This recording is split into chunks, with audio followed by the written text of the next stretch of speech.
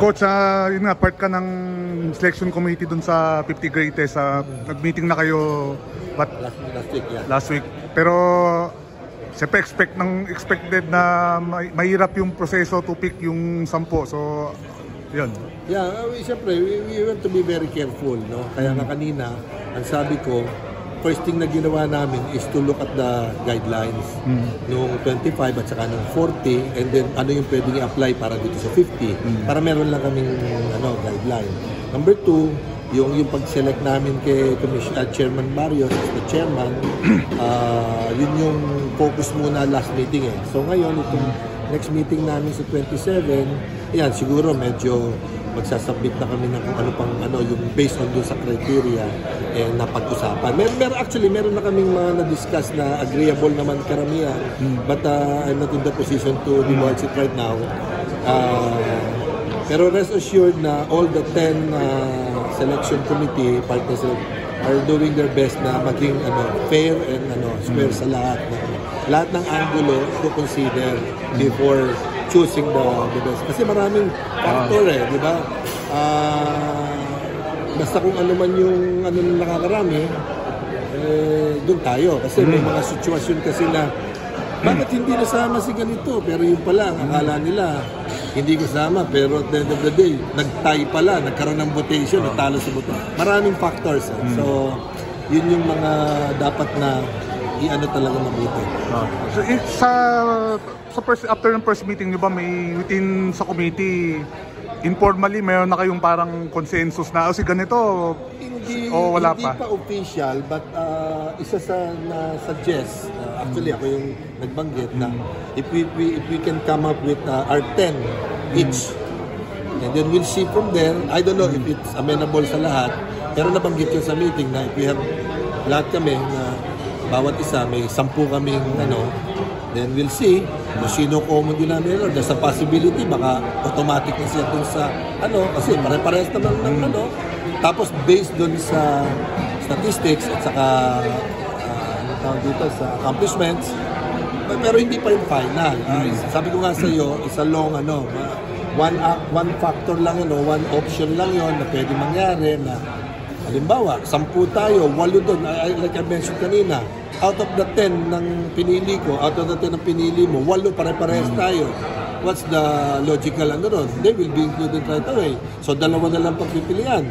What if the remaining 2, 5 sila, na, merong 5 names na tayo sila lahat. What will we do? So, votation. Yung mga ganong factor. So, we really have to be very careful.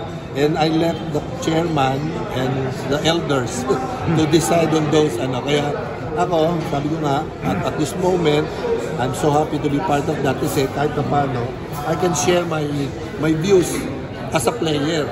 Yung feeling ng player, kung naging member ka o na-left out ka. Parang gano'n. So yun yung pwede kong mai-contribute dito sa selection committee. Pero at the end of the day, pa rin yan, ng group kung sino yung sa tingin nilang best 10 na pwedeng pumasok. With regards to the guidelines, sabi ko nga, 25, 40, if we can retain that dito, or we can add, or we can scrap, nandun pa sa proseso na yan. May mga na-approve na ito, okay na to, but I'm not in the position to divulge it right now. So yun yung position namin ngayon. Sa 27 kami babalik, next meeting, kasi hintayin namin yung Gilas, yung window. Pagbalik niya na commissioner, doon kami mag-resume ng next meeting namin. So far, present naman lahat nung sa except for Mon, Zoom, siya, nasa Cebu kasi siya.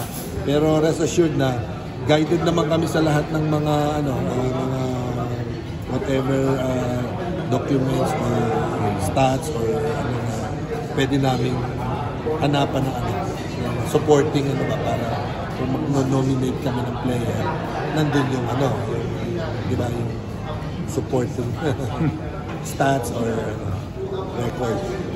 Coach, sure ba na yung MVPs would be automatic? Isa sa napag-usapan yun. Isa sa napag-usapan. Pero sabi ko nga, hindi ko muna sinama ba yun automatic or hindi. Hindi ko muna, I cannot say it right away kasi nga, I want the chairman and to officially i-set yung these are the guidelines approved by all the selection committee. Mahirap ba? As a member of the selection? Mahirap in a way kasi siyempre sa nakikita ko yung magkakatalo sa last 4 or 5 slot.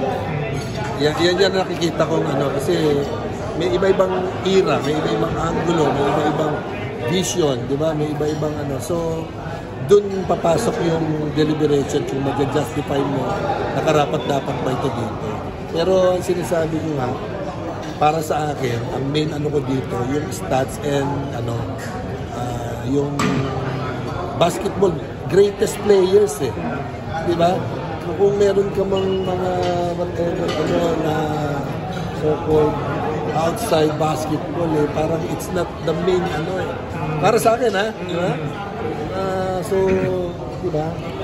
We are role models but somehow we're choosing the greatest players na So iba-ibang opinion pero at this moment I still have to listen to everyone's opinion kasi nga hindi pa kami umaabot sa ganun It's more of pa lang Ano ba yung rule? Ito. O choose the chairman, o next meeting, ito, ganun pa lang. Do you expect it to be heated? Hindi naman. I hope not. I hope not. Pero sa tingin ko naman, mukhang lahat naman sila, sabi nga ni Commissioner, personally handpick kami lahat, and all sectors are covered. May media, may coach, may former commissioner, may ex-player. So, ibig sabihin, yung angulo ng natingin, halimbawa ako, ex-PBA player ako, nakita ko, kasi ito dapat ito. Mali-deliberate yun. Ikaw, coach ka, former coach. Hindi kasi ito. Ang media, ito. Commissioner, ito. So, kahit pa paano, makakonsolidate natin yon in one group, one direction ba. So, yun yung namin. We will support whatever ng grupo. Kaya, I hope di umabot sa heated. Mukhang hindi naman, sa tingin ko. Sir, confident naman kayo na yung timetable na makapag-decide kayo? I guess. Sa tingin ko naman, we have more than enough time.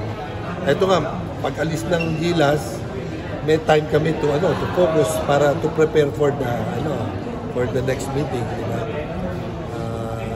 So yun, hopefully maging maayos ang let's pray and wait for the good outcome. Hindi naman kami masisi or what na because of this. Kasi hindi naman talaga personal kung lang yun di ba? It will be the consensus of all it might come into rotation.